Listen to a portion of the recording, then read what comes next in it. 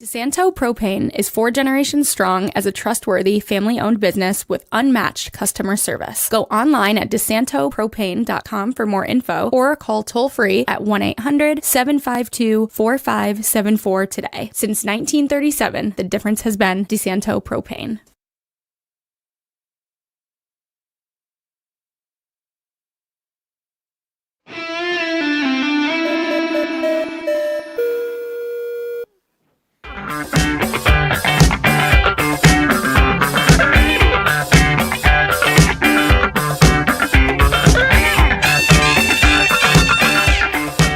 Everybody, welcome into the FL1 Sports Podcast here on FingerLakes1.com. Paul Russo, Jim Senecropi, Kyle Evans here with you. What a hectic week. It's been busy, jam-packed. We got a lot to get to. Finally, we end the saga of Red Autry and the Syracuse Orange for basketball. Mm-hmm. Sabres continue to be red hot. We have an 83-point game in the NBA. We have local high school hoops, March Madness. I do want to talk a little bit about the World Baseball Classic. But that's only really because of my own proud Italian heritage. Yeah, how about that? The Italian baseball team. I know. Who would have thought, right, Jim? So, we got a ton to get to.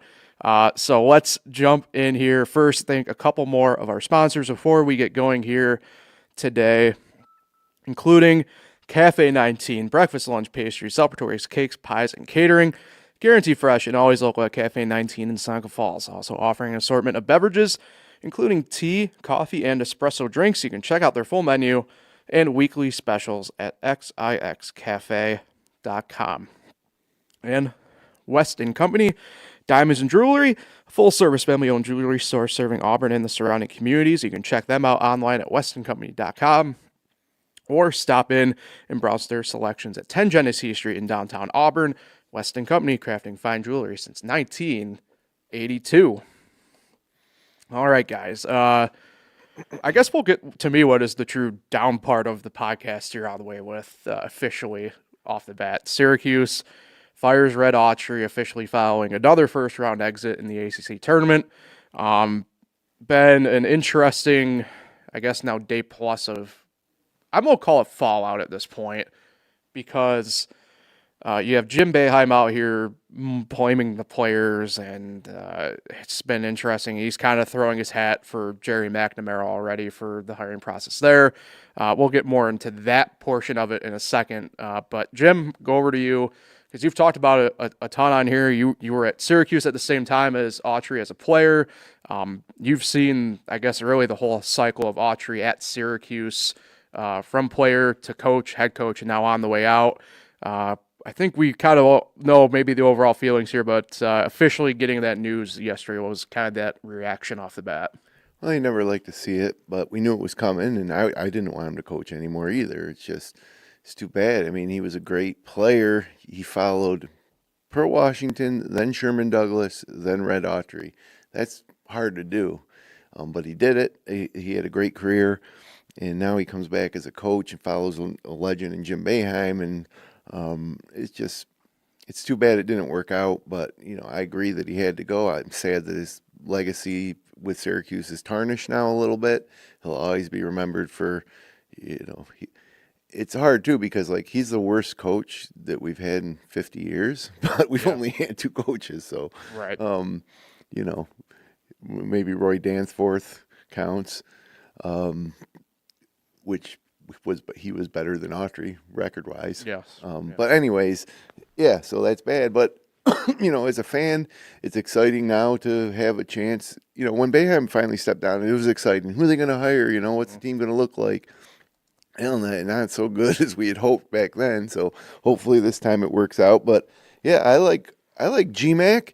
He was he's a winner. I mean, it was 20 years ago yesterday that he won the Big East Tournament in 2006 single-handedly. And again, that's as a player, but he's, had that intensity and that, almost assumption that he's going to win. Look what he did. Siena won 4 games last year. Yeah. They're going to the NCAA tournament. So while it does make me a little nervous because there are some other more proven coaches out there, I'm going for GMAC. I want it to be a Syracuse guy, assuming that this program recovers, and I would love it to be behind a Syracuse guy. That being said, there's a lot of other good candidates out there. I wouldn't complain if they were hired, but I think that at the end of the day, that this program needs to look at it's not just the coach. It wasn't just Autry.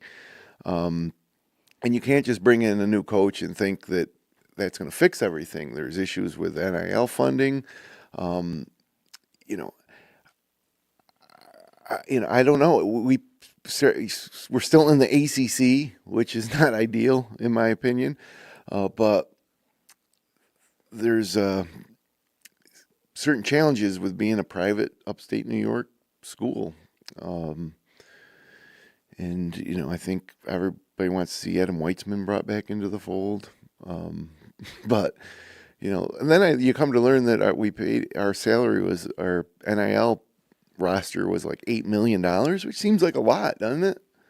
Apparently think. Not enough. And if that's the case, then what's the point of college basketball anymore? Yeah. I don't know. And maybe I'd feel different if Syracuse was more competitive, but just the whole state of things in the world of college athletics is not great. But I'm for McNamara. I'm for GMAC. Yeah. Go back. You want Hodgson from South Florida. Not who I want, though. No? I want Josh Schertz from St. Louis, but I know that's probably not going to happen. Do you want to mention, though, quickly here, because you mentioned Syracuse as a whole. The new chancellor was announced recently. That's Mike Haney. Yep. Today, officially, the board approved the hiring of Brian Blair from Toledo as the new athletic director. So it'll be interesting to kind of see. He's supposedly a big NAL guy. Yes. Said. Like, what does that even mean? Well, I think it's more so mostly a line from Brent Axe here. Admittedly, it's more of a CEO or fundraiser type guy, right? Like, How do you envision your athletic department be built? And I think they're aiming for that athletic director to kind of be more of a pitch guy instead of a CEO at this point. It was announced, but not formally, right? Correct. The board approved today his hiring, so now it's just more the formalities, I guess, of how that all goes through. Well, and then he'll do his opening press conference and hopefully say all the right things, and then hire a new coach. Yeah. I mean, that's the problem now is the longer you go without a coach, the longer the current guys on the team are looking elsewhere without somebody trying to convince them to stay. And also all the recruits that are out there, if recruiting's still a thing, I think it is. Well, to a degree, obviously. It'll be interesting. Obviously now there shouldn't be any technical transferring stuff happening until after the tournament the way it is now. I think April 7th is officially when the transfer portal opens for college basketball this year. But it'll be interesting to see. I think the fascinating part, right, is John Wildhack is still the AD through the end of June. But the fact they brought in and are bringing this guy in, you got to assume that he'll be probably some sort of tandem. Now I know involved in the decision. Probably like a tandem of sort, and go from there. Yeah, we've mentioned McNamara, we've mentioned Hodgson, we've mentioned Schertz. A couple other names I've seen pop up include Mike Hopkins. If we want to keep that orange lineage there as a name that's popped up. He if anyone deserves it. It would be Hopkins. He waited behind Boeheim for years, and then he didn't get it when he came. He did not have a lot of success in Washington, although that's not probably an easy job. No, he's got some maybe NBA not on experience paper. now. Yeah. Remember when he did take over for Boeheim for a couple of games when Boeheim had the prostate cancer? Yes, didn't go great. Didn't win. No, and that was also the. I believe that was the same. Ago. I believe that was the same season too. That it was the year one of the sanctions too at the time, and just a lot of bad, just karma, whatever you want to call it, around Syracuse at that point. The worst part about Autry's reign was that it just seemed like the team didn't want to get behind him, and the same mistakes they were making in December, they were making late in the season. And it isn't all on Autry. Like, that team kind of was built behind Starling and Freeman. Starling had his worst year since coming to Syracuse. He regressed all 3 years. And Freeman was just so soft. Like, I don't know what other way to put it. He got technical fouls. He had injuries. He gets the ball slapped out of his hands, made bad decisions. So while we looked at the team in December when they went to overtime against Houston, and we thought, wow, man, these guys, that's what I thought. I'm like, we're back. This has got a lot of talent. And then when Freeman gets back, it's only going to get better. That was just a mirage. So I don't totally blame Autry, but he was unable to galvanize that group into something that was competitive. Yeah. And it really was bad there because even me, that SMU game in the first round of the ACC, I'm like, all right, let's win this one, and then we'll play tomorrow, and then if we win that one, because you always felt like this team could win.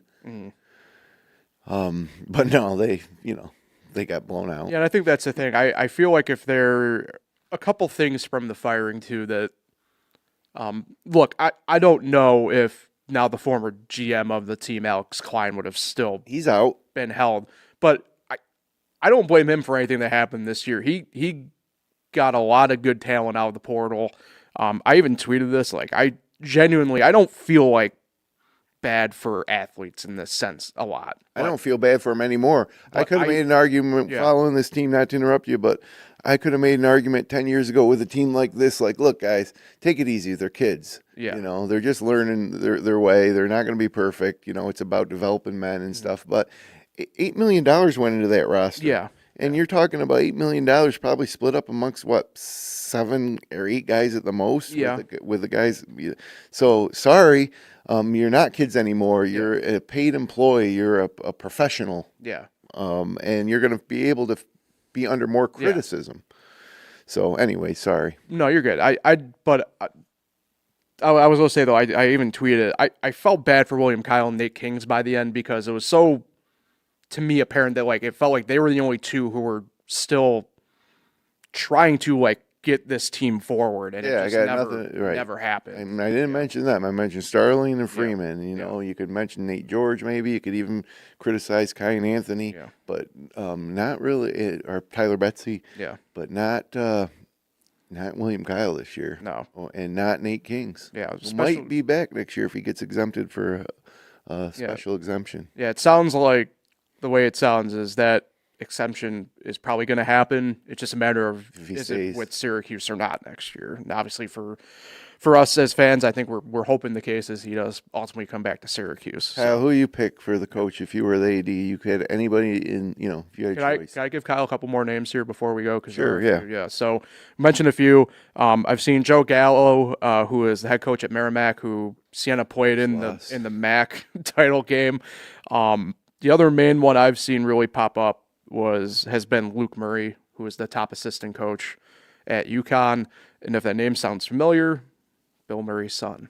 So, we'll nugget the llama. Yes. Well, here's an unpopular opinion. I would just bring back Jim Boeheim.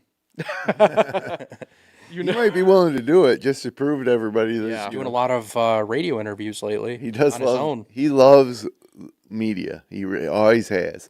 And it's funny, it's always funny the way he'd treat the national media as opposed to the local media. But he, is a guy who, mainly because he was a huge fan. Mm-hmm. He loves college basketball. He still does, despite all this crap. Yeah. I would not want to bring Jim Boeheim back. No, I'm out on the Boeheim experience where you could make the case, and I think it is true that, a lot of this stuff goes back to when he was still head coach, where kind of this quote unquote downfall began. So, well, again, ACC was step one of our downfall, like leaving the Big East to go to the ACC. For football purposes. Right, but that just crushed our basketball program. And the ironic thing was it was supposed to be, look at this great basketball conference. But guess what? And I've said it over and over, the ACC leadership could give a crap about anybody north of Maryland. Not even that anymore. Virginia. Yeah, Maryland's not even. So we had our, one hand tied behind our back there going forward. Yeah. And, again, we're a private university, so anytime money comes up for anything, it's going to be a difficult situation. And now the college game is about money. Yeah. The football program is commanding so much money that even at Syracuse, the basketball programs, getting the leftovers, I guess. And but then it comes to Boeheim's end of his career.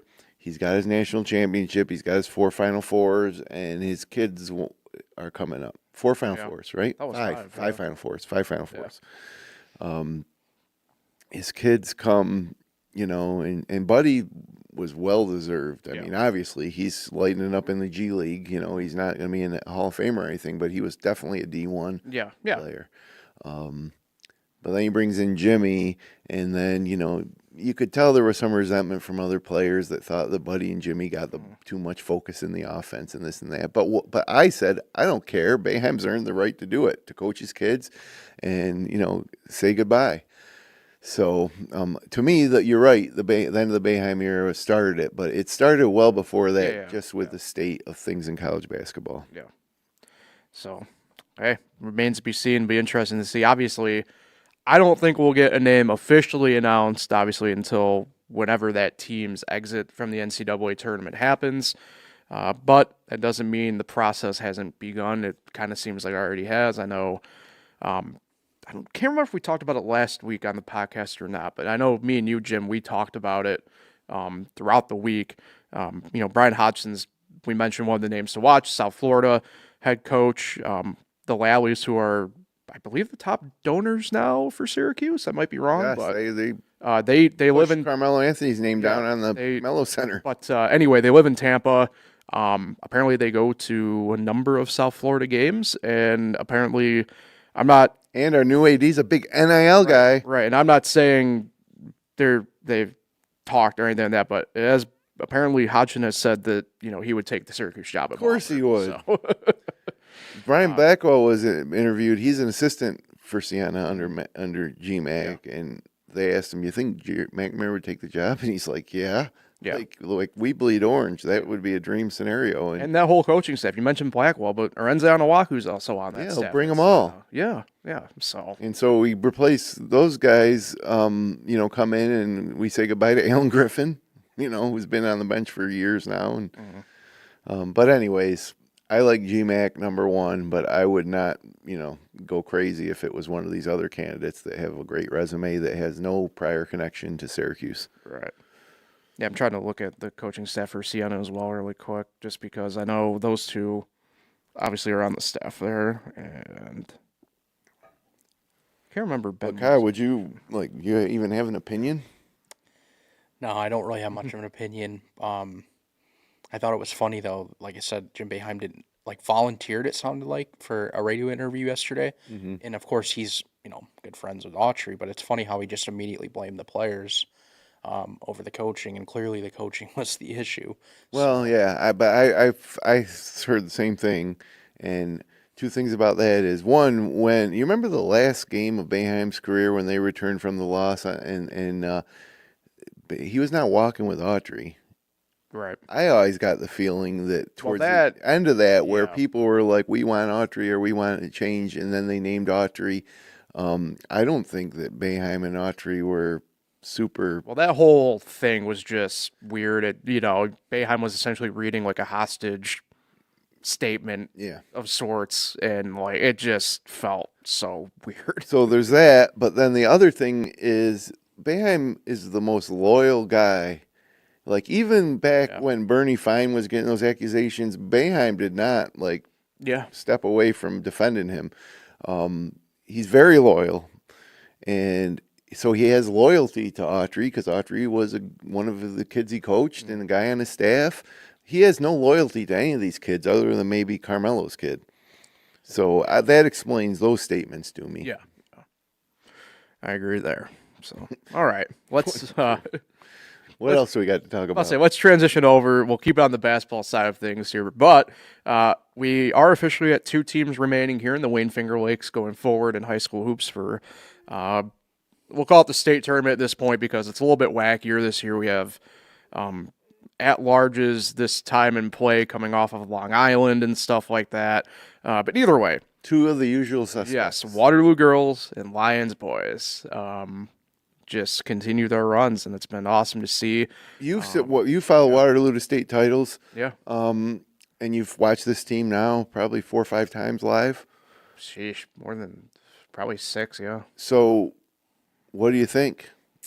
How do they stack up to the team that won it all. Yeah, it's interesting. I don't know if they're necessarily better or even equal to the team that won the state title in 23, but they do move quicker, and I think that's a very big X factor because there's the old saying in sports, you can't teach speed. Yeah, and you don't see it a lot in girls basketball, even at a high level. Right. So what Waterloo does is they come out and just boom, you know, you better be ready to go, and it obviously works great for them. Yeah, and to me the big key was last night, Wednesday night, they play the Far West Regional, which is essentially a round earlier this year on the girls' side for Class B, and a team in Southwestern out of Section 6 who, on paper, really mirrored Waterloo statistically, numerically, scouting report, all that.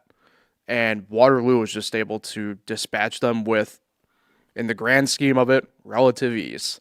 And I'm really intrigued.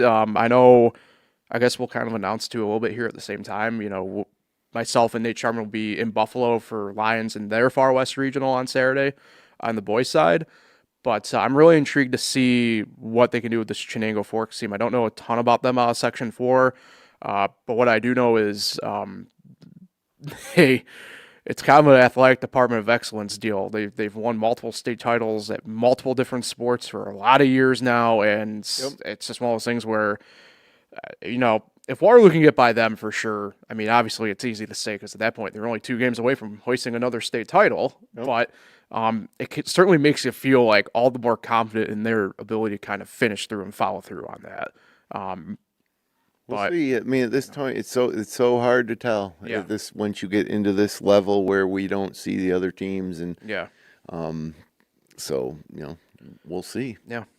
And then I know for on the Lions side, Jim, you've seen them more recently than us, obviously last night against Honeywell and everything, but I think all 3 of us at this point can maybe talk a little bit about them too. I love the team. Yeah, I mean, me and you talked a little bit about that this morning too even, and I don't know what it is about this team, but yeah, like they just seem like they have a lot of fun together. They play well together. Been together for a while now. Yeah, it's just one of those things where in Waterloo, to be fair, the Waterloo girls the same thing. Like that's a core group that's played together for a while. Varsity since 7th grade, a lot of them. Yeah, and I think that's the key thing with a lot of these teams that you see the extended success through a postseason run is, they know how to feed off each other. They know how to play off each other because they've been doing it for so long.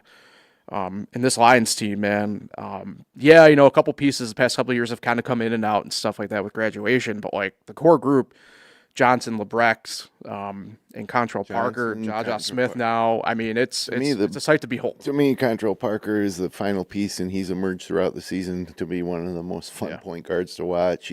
He truly is in control out there of what Lyons is doing. He can feel out when he needs to score and when he doesn't. He's fantastic, and then to see like Malcolm Butler guarding Landon Washburn man to man last night, giving up 6-7 inches. Kwan, you mean? Oh yeah, I keep Malcolm, the former defensive just back. like I say Jermaine Johnson all the time too, the former Jackson 5 member. That's just me getting old, so I apologize. I know all your names, but yeah, Butler was like. Was great, and so was the other sophomore, Jaja Smith. Yeah. He was I mean, it's a great team, and they seem to all know their roles, and Zach Young's doing a great job coaching them, and I think this team could again, it could end in Buffalo State, or they could win and be state champs. Yeah. But this team, I think, has what it takes, and you've followed this team all year long. I mean, I think that. There's been some Lions teams in the past that have been easy to like, and there's been some Lions teams in the past that have been easy to not like. This team is like super likable. I really enjoy watching them. I enjoy talking to the kids, and so how do you feel about it being a Lions guy? Yeah, I think the coaching is really what's kind of getting them like going each night. I mean, they fall behind early, actually by 10 in the first quarter.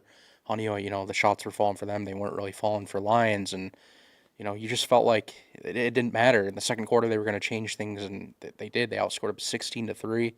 Grabbed the lead at halftime. Low scoring kind of first half, and then third quarter, Honeoye kind of takes back control. But again, they're trailing going in the fourth quarter after trailing after the first quarter, and it didn't bother them. They went on a 13-0 run. Their defense, just every time Landon had the ball, it just looked so tough. He was trying to dribble between his legs, and it just never worked out. And he would get by the guy sometimes, whether it was Butler or Smith, and as soon as he stepped foot inside the foul line, there was Johnson waiting for him and two other guys coming from the wing. I mean, Zach was doing a lot of diamond and one, and just straight man-to-man. And it really, Washburn's one of the better players, if not the best player in Section 5, and he was really made to look ineffective last night. And apparently I got word, I got a few emails, and I just checked a little bit ago, that Landon finished with 30. We thought he only finished with 22. But I got a message from Zach and Corey Washburn, which must be the father of Landon. Geez, I don't know how that's Yeah. possible. 'Cause I watched, I can't miss, sometimes miss 1 or 2 points, but not 8. Yeah, so I don't know. I said I don't know what happened, but I guess he had 30. No, congratulations. It didn't seem like it for sure. That Honeoye team was fun too. I mean, a great group, and a lot of them are coming back. Yeah. Where Lyons had definitely more seniors than Honeoye, so Honeoye will be back next year. The loss of Stumbo to an ankle injury, that really hurt their chances because they're not very deep. They were bringing kids off the bench that, no offense, but they just didn't look like they belonged in a game of that caliber. But both Dylan and Landon will be back next year. I think Schneider's back. And Coach Delasante's a great coach too. I mean, to me, going into that game, it was so interesting to see, number one, how Zach and Lyons was going to deal with Landon Washburn, and then number two, to see how Honeoye was just going to deal overall with the overwhelming deficit they faced in athleticism and depth. And, Lyons on paper, certainly 1 to 8 was a way better team. But, Honeoye had Landon Washburn, and Honeoye and Dylan played a good game too. So Honeoye would be back for sure, but this Lions team was just better.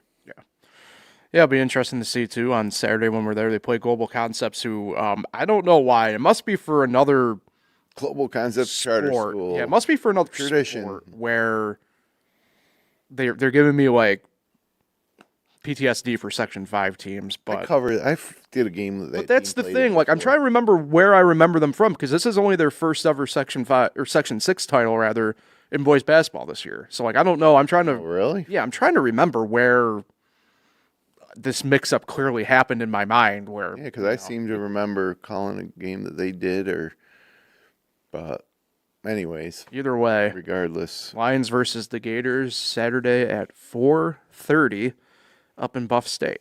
That game last night that I called with Verk was among the top 3 loudest. I don't know if we could measure decibel levels, but that gym was insane. We had the Lions fans behind us, the Honeoye fans across the way. Both were equally loud. The Lions fans a lot more animated. They would come off the bleachers almost onto the court sometimes, and it was just wild. So I thought about it, and I was actually talking to Verk on the way home. I'm like, that we couldn't even hear ourselves in our headphones. I said, there's only 2 other games that I recall feeling like that, calling a game where it was so loud that I couldn't, almost couldn't manage the broadcast. And it was Lions against C.G. Finney at Newark High School in a Class C playing situation a few years ago. And that was crazy because the Newark broadcast booth is right in the middle and there's fans all around you. We were right down on the court. And then the other one was when Wayne beat Wilson for their first ever sectional title, and it was played at Fairport High School. Our broadcast position was right in front of the Wayne trained student sections, and that was those 3 games stand out to me, just in the how loud they were in the gym the whole game, and just this chaotic scene. Yeah. But that's what's great about high school basketball. Oh, yeah. That's what's frankly great about sports, period. So, brings everything together. All right. A couple, I guess, whip around topics here to touch on before we head out officially. Kyle, Sabres still red hot. They're taking down some of the bigger, more traditional names in the East of more recent years in the NHL now officially. You by that you mean Tampa Bay? Yeah. Beat the Sharks last night. Well, but that's the thing, though, Kyle, before I toss to you, I was talking with Nate about this on the way up to get Shiloh last night. We were talking about it. And as a Sabres fan, this is the first time obviously we talk about the whole entire year thing and everything like that, but this is the first time that they go into these games as fans. Like, you went to that Sharks game the other night, and you actually know, it matters, but you actually know you're the better team. You know that you should be winning this game. That's something you just haven't had in recent times, and I see you smirking already, so I already know how you're feeling about that in the grand scheme of it. Yeah, because I've gone through a 19-game winless streak throughout this 14-year drought. I mean, I've had it where you just know going into the game you're going to get killed. So it's nice to, like, this morning I woke up, it's Sabres game day. They're home against the Capitals, going for 9 straight. No Sabres team has ever won 8 or more games multiple times in the same year until this year. I mean, just crazy stuff continues to happen, and this is the most telling stat. In their last 37 games, they've won 29 of those games. And over that stretch, they have, 60 points. No team is above 52 over that stretch. So they're like 4 or 5 games better than the second best team in the whole league. Last 3 months. Yeah. So it's incredible what they're doing. And they're doing they're winning these games in regulation too. A lot of times around the league, like Colorado, they play a lot of overtime games, and they'll win that way. No, the Sabres are winning in the normal 60-minute window, and doing it most nights in dominant fashion. They jump out to big leads. They did it against San Jose. They're up 2-0 early. And you mentioned it is the Sharks, but they are better than they have been. But yeah, they still have to beat them and take care of them. They're 2-1 against the Lightning, the powerhouse of the East, a team that's won multiple cups. In the NHL all season was the last when they played the other night. 15 goals, over 100 penalty minutes, multiple fights. Sabres were down multiple goals twice in that game. Yep, after going up big, up 4-1, up 3-0. And you look around the rest of the East and the record against some of the other top teams, like, they have winning records. Like, so it just feels like it's for real. Like, this isn't a fluke. Like, this isn't just a hot stretch and it's going to go cold soon. Like, you feel good. And I actually think, like, it's not just making the playoffs now. It's like, let's go win a round at least. And if you don't, it's going to they're going to win. I got them put $20 on them to win the Stanley Cup. Plus 2,200. Someone compared this team to the 2019 St. Louis Blues. I know you guys don't watch a ton, and you probably don't really remember that. Oh, I do remember. But, I mean, that was a wild run. They were under 500 for a long time. Then they got hot, and then they won the Stanley Cup. That was Bennington's peak. Yeah, they beat the Boston Bruins, who were unbelievable that year. So, I mean, I hope that's true, but... Well, speaking of the Blues, though, before you get any further, Kyle, I do want to get your reaction. We had the trade deadline obviously come and go in the NHL last Friday. The Blues were kind of at the center of it with the Sabres for a while until the no trade clause stuff kind of happened. And that's maybe more for a St. Louis sports podcast to discuss in the grand scheme of it. But look, great pieces brought in by the Sabres at the deadline. You didn't have to give up really a heck of a whole lot to bring in a guy like Luke Sheen and everything like that. So good pieces already making impacts both on the ice and in the broadcast booth. Yeah, so the Sabres attacked the trade deadline. I mean, they were trying to be aggressive right off the back and trying to get Colton Parayko, the defenseman from St. Louis. Of course, he rejected the trade. We talked about that last week. And then they kind of just turned their attention, and I think they're like, screw this, let's just go get depth. Like, we don't really want to, mess with this team too much. Right. They're rolling. And that's what they did. They went out and made 3 separate trades, 2 individually with Winnipeg. Yeah. And, got some defensemen to kind of, beef up the blue line. And then they just got some more toughness for the fourth line. Sam Carrick from the Rangers. And he made an immediate impact against Tampa Bay. Second game of the Sabres, scored a goal to cut it to 1 late. And then the fights, he got into a fight. So I really like these moves. I think they're kind of more under the radar. A lot of people don't know these guys as much, but they've already made a big impact. And Logan Stanley, the one defenseman they got, He's a monster. He played his first game the other night. 6'7", 235 pounds. Reminds me of Chara from Boston all those years. Yeah. So, I mean, I think they made good moves for, like, they're looking ahead for the playoffs. Like, that's what you need, toughness and guys that have been there and been playing in playoff games, because the Sabres roster is still really young. So that's the only way you'd worry about when they get to the playoffs. Are these young guys going to show up in the moment when, because it's just a totally different vibe. Yeah. But yeah, I mean, you have to feel good. And I mean, I know, like I said, it's like all I do is smile, because it's unbelievable how I dealt with so much losing. Like, people complain after 5 years of losing. I did 14. So yeah, it feels good to be rewarded finally. Yeah. I was a Syracuse basketball fan consciously starting in like 1979. Was my first game. I went to Manly, and they were good all through the years, so maybe it's not the same, but it was 24 years before they won the national championship, and there were some close calls in between there. But there's nothing better than when you're a true fan of a team that struggles and they finally break through. So enjoy the ride, and good luck in the playoffs. Oh, yeah. Just 17 games left. I know. Crazy. Yeah, spring's here. Oh, yeah. So more on the Sabres as we continue on here through the spring. All right. Bam Adebayo, 83 points, second most now in NBA history in a single game. Boring. Well, I find it interesting, the discourse around it. Just, we live in a very hater society, as I call it. And look, I get the fourth quarter was just not. I just don't. Great basketball would probably be an understatement on that front. But, like, just enjoy them. Like, did I really think I would probably live to see another, like, 80-point game period in the NBA at this point? Probably not, just the way the game is now. There'll be more. There'll be an 84-point game. There'll be an 86-point game. It's just too many teams out there that don't care. Okay. It's like, to me, it's almost a non-story. You know. Really? Yeah, great. He scored 83. Big deal. Like, what was going on that night? And I didn't even like look into it. It's just not of interest to me. Okay. But NBA regular season nonsense. But I just, and look, I'm a Heat fan, so maybe it's a little bit different, obviously. But, like, I find it very fascinating that again, we just can't enjoy the things that happen in sports. We have to demonize it, as I call it, in a way. And I have no opinion. Yeah, it's just not demonizing or celebrating. No, I'm talking overall, though, right? Where it's people don't like that he outscored Kobe. Right. No, I think that's where a lot of it is. You have people more my age, right? Because especially posthumously with Kobe. Yeah, which I always kind of chuckle at now, because look, Kobe's never been my cup of tea. I'm not going to get into his personal stuff on here. That's not what this podcast is about.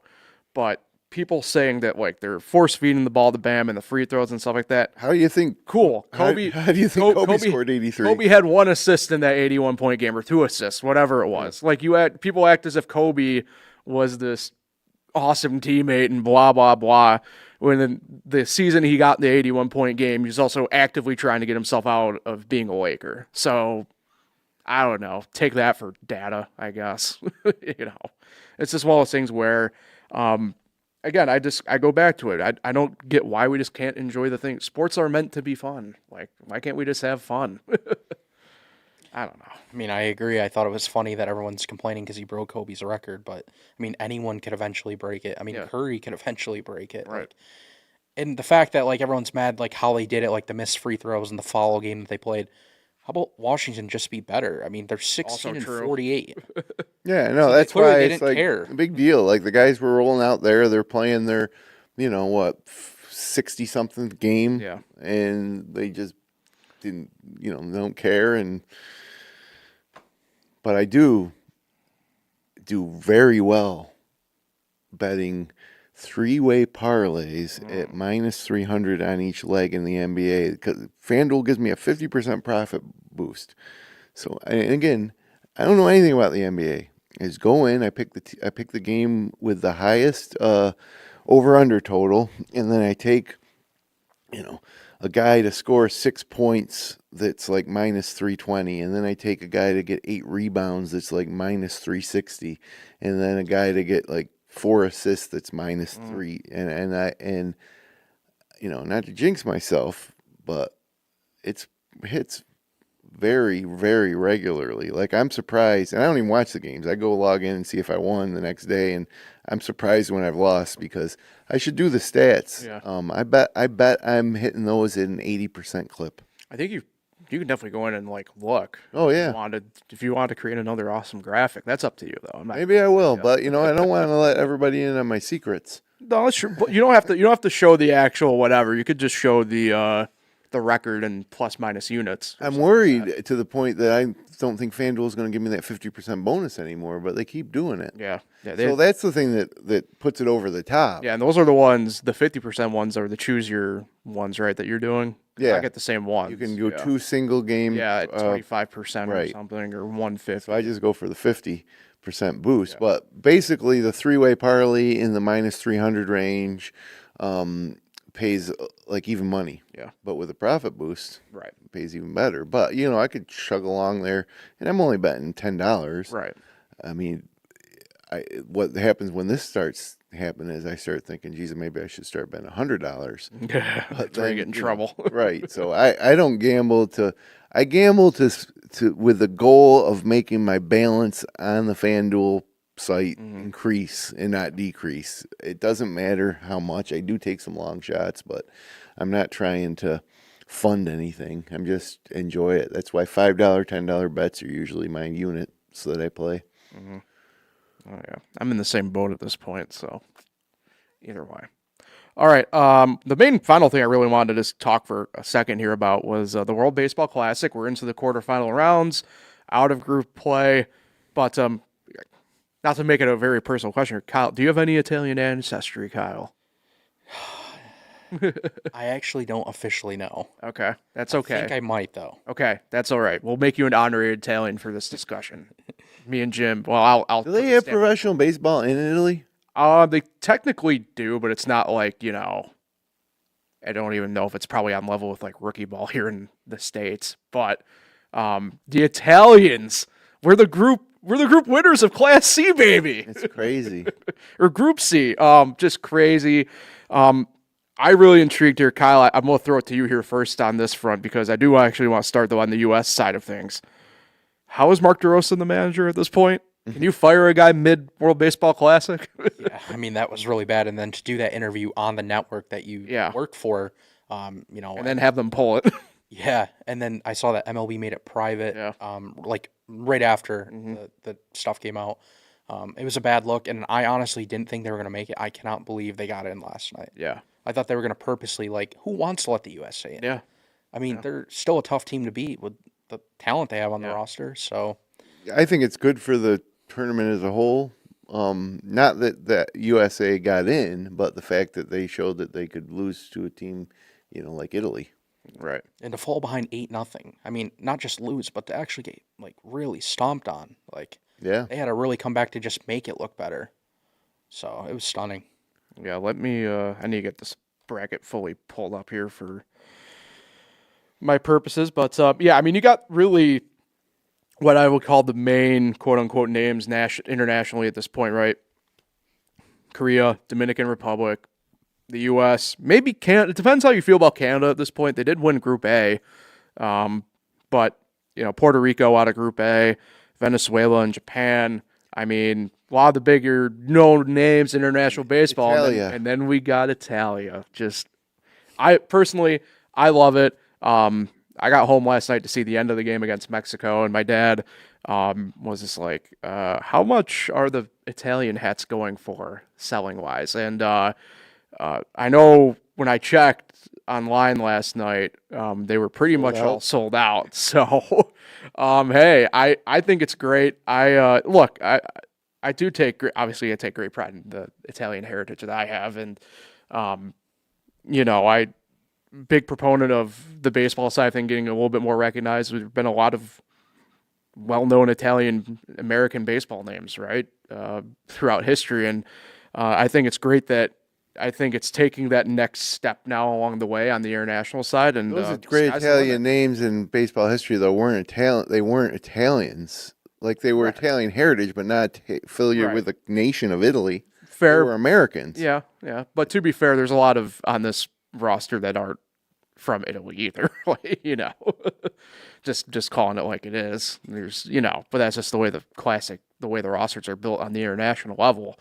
But I think I view it more from that building block level where it's like, cool. Like, hopefully this inspires that generation coming up, and you don't need a roster that's 90% U.S. born players with Italian lineage on the roster anymore, like it is with, say, like the U.S. or the Dominican Republic or Puerto Rico, something that it can be more homegrown. So looking forward to that. By the time we're actually reconvening next week, we'll have a champion in the World Baseball Classic. Kyle, what do you feel? It's going to be the Dominican Republic. Ooh. They're just too loaded. Their lineup is loaded. Their pitchers aren't leaving like the USA. Right. It's so annoying. I mean, I'm sure you saw the news this morning too. More USA pitchers leaving, and it's like, why did you even play? Yeah. Pull around, whatever. Just leave. And the pitching is going to cost the USA. I mean, kind of like the other night against Italy, you fall behind 8-0. Yeah. Even though apparently, like, the way that game was managed, maybe that's kind of why it happened that way. But still, So what do you think? For me, it's tough to go against Japan at this point. I like the Dominican pick, but I worry actually about that pitching for them. What are the odds on the Italians? I would have to look that up. Look it up. Okay. Sorry. You're good. They're probably the longest shot, I would imagine, to put it bluntly. But yeah, I mean, pitching is always the biggest key in any baseball thing that I look at. I think it's obviously an understatement, right, Kyle, to say that's the case in any sense. But I worry about the Dominicans pitching. I worry about the U.S.'s pitching, obviously. Again, understatement of the century going on with that. I'm going to go Japan. I know it's tough because they play each other, but, like, I'm intrigued to kind of see, at least for your pick anyway, I'm intrigued to see what Korea can potentially do here. Korea plus 10,000. Ooh, 101 for Korea. Italy plus 2,000. Oh. Canada plus 6,000. So you're saying the Koreans? I'm intrigued to see what they could do. Yeah. Okay. I wouldn't make them my official pick. USA's the favorite, plus 120. Really? Yeah. Dominican So plus Japan 250, Japan plus 380, Venezuela plus 850, Puerto Rico plus 1,800. Well, Has any of the Dominican pitchers left? I don't think I've heard. I don't think so. I haven't heard anything either. I mean, that's the thing. It just feels like it's a very one-sided thing that's happening right now with that. And I do agree. I forget what manager said it from the World Baseball Classic, but there needs to be a reevaluation of it was Beltran for Puerto Rico. He was the one who brought it up, Carlos Beltran, about how the insurance thing needs to be reevaluated here going forward, which he is 100% correct about how they're having pitchers be denied the ability to play. And I don't mean this as a knock on the player here, but you have a guy like Byron Buxton who continuously gets cleared to play even though he's on the 60-day IL every season, so. Yeah. Do you think the Scooble stuff is Scott Boras or the Tigers? To me, it sounds like Boras. Well, here's my hot take. I think it's Scooble himself. Or both of them. I mean, you have to remember. Neither one of them probably love their guy going to play in something right. That's not, you know. But I thought A.J. Hinch kind of made it sound like it wasn't the Tigers' decision. Like, they're all for it. Like, go do it. You have to remember, the agent acts on behalf of the player. Scooble is in a contract year. We just had the biggest arbitration case in history happen involving him. I'm not, because I will never defend Scott Boras, but I'm not saying it's him, but you have to remember the agent acts on behalf of the player. That's why my hot take on that is I think it's more Scooble than anybody else involved in this. It's just so funny, though, that this guy's going to go throw multiple bullpens before opening day. Yeah. But he can't just treat, like, throwing 20, 30 pitches as a bullpen in the World Baseball No, Classic. that's my thing with this, too, is if I were a guy and I view it from this lens, I'd rather you have that real game experience more than anything else. I'm not saying go, have him make a real full 5-6 inning start. Sure. And I don't think Team USA is even asking that. Like, just give us a couple innings. Yeah. But I guess I think, it's kind of smart on their part because they want to get a big contract. Mm-hmm. And you don't want him to get hurt. But I don't know. It's not as fun because he's one of the best in the game and you want him to be on and USA. And to that end, to piggyback off of you, I go back to what happened in 23 with Edwin Diaz, where I get it. It sucks he blew his knee out jumping and celebrating, but like, what's to say that wasn't going to happen in a spring training game in Jupiter, Florida, fielding a ground ball? Like, Well, it's the same thing as we talked about with college sports. Yeah. It's just there's too much money involved to have these events be truly good. That's another plus for the NHL.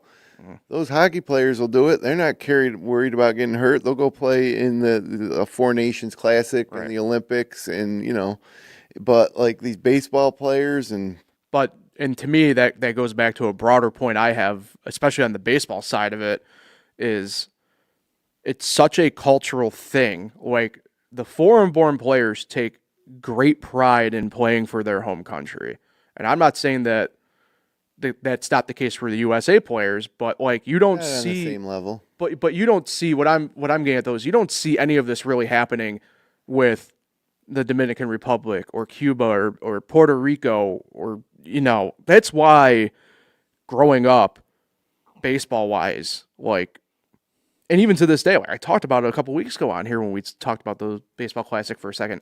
I love watching the international games more than I like watching the US games because of the atmospheres and the way the players just seem to care more in the moment. They care more about playing for that name on the front in terms of the nationality side of it. And I think it's just a cultural thing, right? Like in here in the U.S., we care more on the club level, whereas I think internationally, for the most part, everybody cares more for the international game and not so much the club level. Yeah. Can't argue with that. Yeah. So I think where I picked up on that, frankly, was like the soccer side of it more than anything else.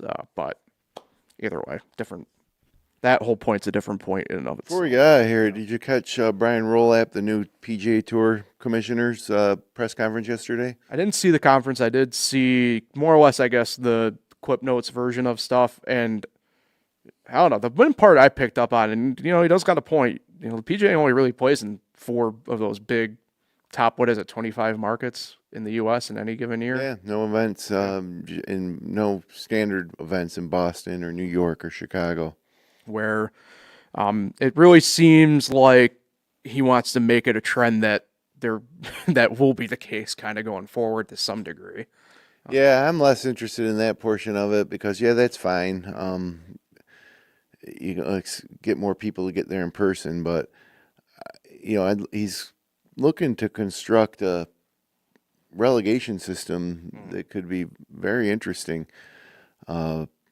But it's going to be tough to do because the way it's worked is guys win a tournament, they're exempt for 5 years or whatever on that tournament. So to make it purely, it'll just be tough to do. But I do like the idea of it where basically the PGA Tour top tier division, they play from February until the end of August, and every event is important, including the 4 majors.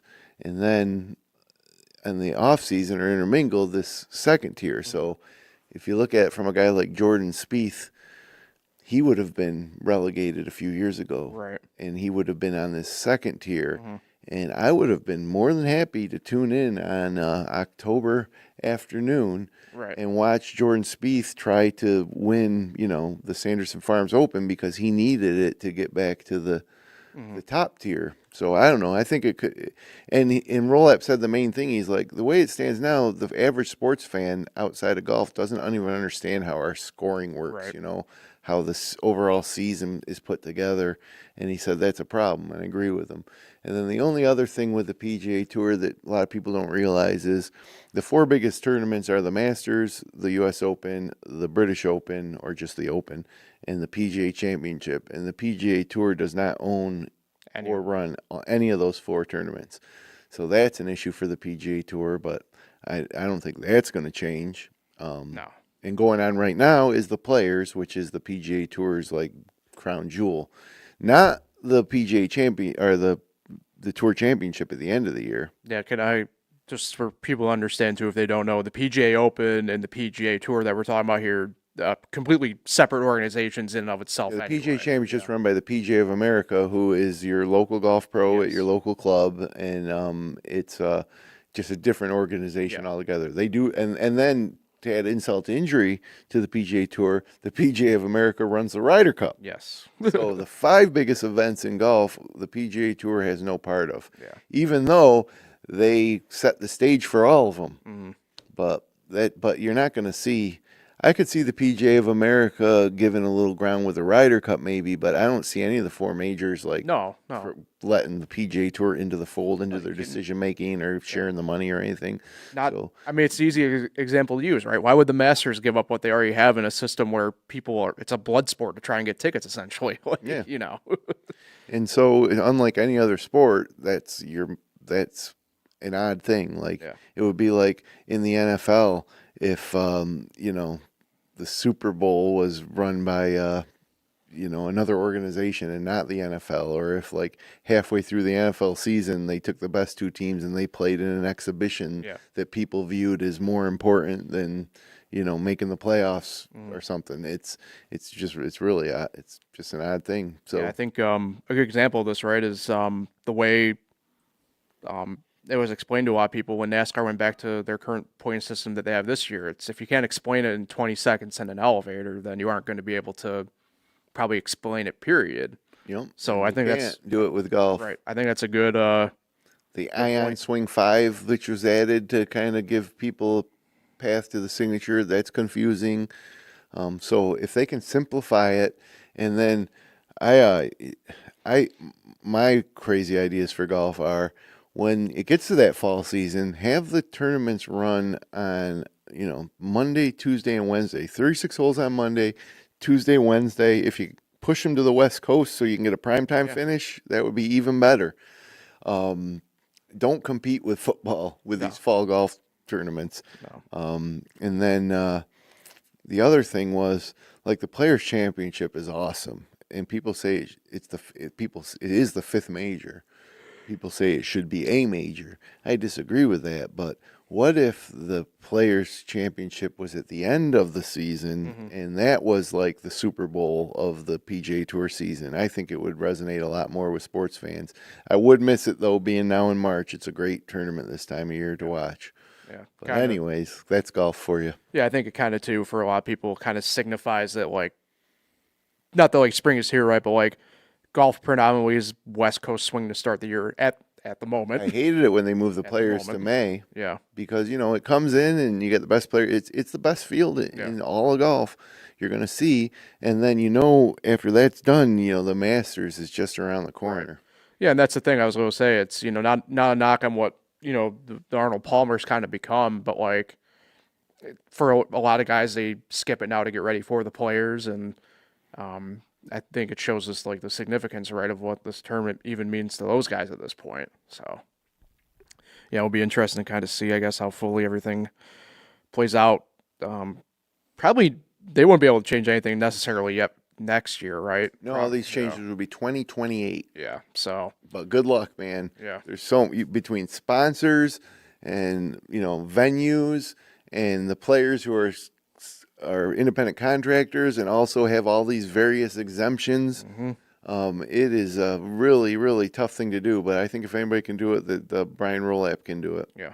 Yep. I agree with you there. So, all right. I think we can get out of here on that note. We've gone on for pretty much an hour. So we've talked about a lot, and we'll talk again a lot. Didn't even touch on Syracuse lacrosse. It's crazy. Or, I forgot to mention during Syracuse, too. We have lacrosse going on. Obviously, I don't expect a deep run from, but it's been the best women's season in basketball in a couple of years as well. They got knocked out of the ACC. Yeah, Sunday we'll find out. They should be in safely in the women's seed? tournament. So I've seen them on the UConn bracket. Hey, I'll watch it. I mean, yeah, I'm proud of them. Yeah, it's been a great year for Coach Jack. Felicia Leggett Jack. Yeah, she I forgot about the health issues she had too in the past couple of years, and good to see that she's obviously doing well, but the team's back doing well. And Darius's daughter's on the squad. Yeah, Syracuse legacy there as well. So, all right, we'll break officially at that point. We'll talk all about that stuff next week, because next week it'll be day one. Well, we'll know if Lyons or Waterloo is playing in the state Final Four. True. Yep. Not forgot. It's not day one of March Madness, but it'll be the first day of the round of 64 happening for March Madness in a week. I'm not going to be here next Thursday. right. We might have to move it up a day.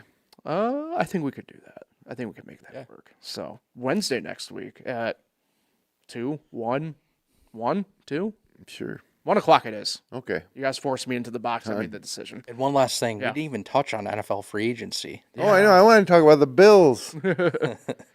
DJ Moore, we already knew about that last week, but now Bradley Chubb, their Like that. pass rusher. You like that?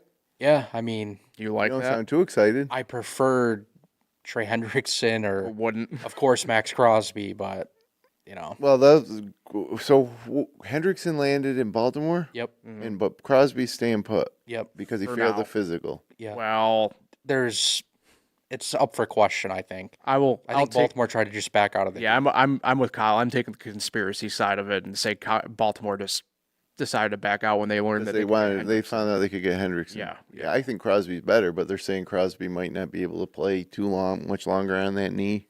I don't know. I don't know. Yeah. Either, but And then, I mean, just quickly around the league, is there a big surprise? Like for me, I cannot believe the Dolphins gave Malik Willis $67 million. Yeah, I think it's the number on that, right, that really jumped out to me. I figured Willis would go somewhere, but And then Mike Evans of the 49ers. Of all teams, I did not think the 49ers.